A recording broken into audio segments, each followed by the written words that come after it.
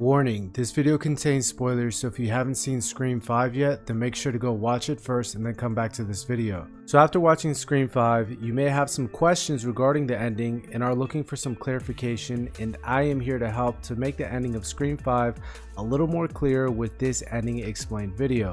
But to better understand the ending, we have to go over some important key moments in the movie that lead up to the ending.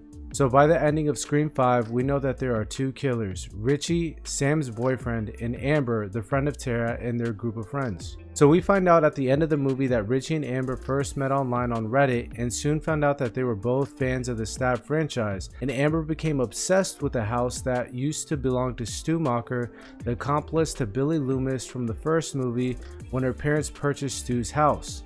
Due to being fanatics of the original Stab movie, they were unhappy with the other movies that were created after the first Stab movie and decided to take action by trying to create a story that a producer could eventually turn into a Stab movie, which would be considered a requel to the original Stab movie. In order to create a great storyline, they needed a great villain and needed to bring back legacy characters to be able to make a great story for a movie. Sam, Tara's sister, is the illegitimate daughter of Billy Loomis, who was the first killer from the original Scream movie. She is the protagonist for this requel.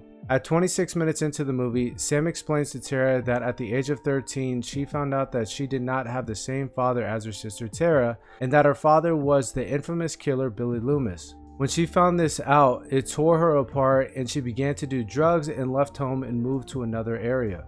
She left behind her younger sister Tara and lost touch with her because she felt that she was responsible for Tara's father and their mother separating.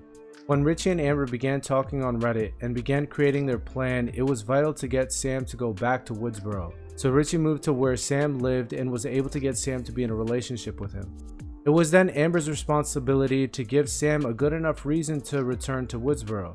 And the way she was able to get Sam to return to Woodsboro was by nearly killing her sister Tara at the beginning of the movie. The next vital component in Richie and Amber's plan was that they would need legacy characters from the original movie to return to Woodsboro or to be involved in the plot of the movie. They are able to accomplish this first by going to talk to Dewey and then Dewey calling Sydney and Dewey then texting Gail not to come to Woodsboro. This unfortunately does not keep them from coming back. Gail has always been drawn to getting the latest scoop. Given her history in Woodsboro, at 55 minutes into the movie, Gail tells Dewey that her producer told her to go back to Woodsboro to cover the story, but she also claims that she came back to make sure Dewey was okay. The next important legacy character that Richie and Amber need to get back into Woodsboro is Sydney Prescott.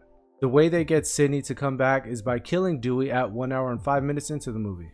Once Richie and Amber are able to get Sam and the legacy characters back into Woodsboro, the next goal is to get Sam and Sydney back to Stu Macher's house from the original movie where the killers were finally revealed and the end of the movie takes place. The way they are able to accomplish this is by earlier in the movie when Tara is in the hospital, Richie takes Tara's inhaler, which towards the end of the movie, Tara realizes she does not have her inhaler with her, but says that Amber should have an extra one for her at her house, which gets Sam to go back to the original house as planned.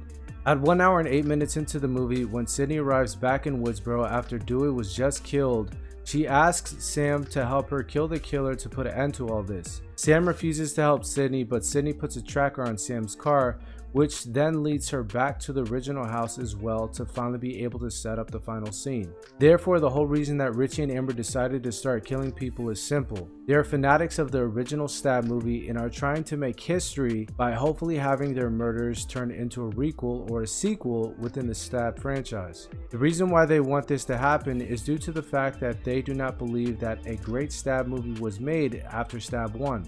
Therefore, they are trying to recreate and hopefully help facilitate with a strong storyline by killing people in Woodsboro and framing and having a great villain by the illegitimate daughter of Billy Loomis, who was the killer from the first movie, come back to Woodsboro and to kill Sydney Prescott in the same house Sydney killed her father, and to pretty much make it seem as though Sam was following in her father's footsteps. I also have a more in-depth breakdown of the entire Scream 5 movie, which you can see here on the screen now, or a video that YouTube thinks you would like to watch from my channel. Thank you so much for watching, and make sure to leave a like on the video if you enjoyed it, and if you are new to the channel, consider subscribing. But again, thank you so much for watching, and I'll see you in the next one.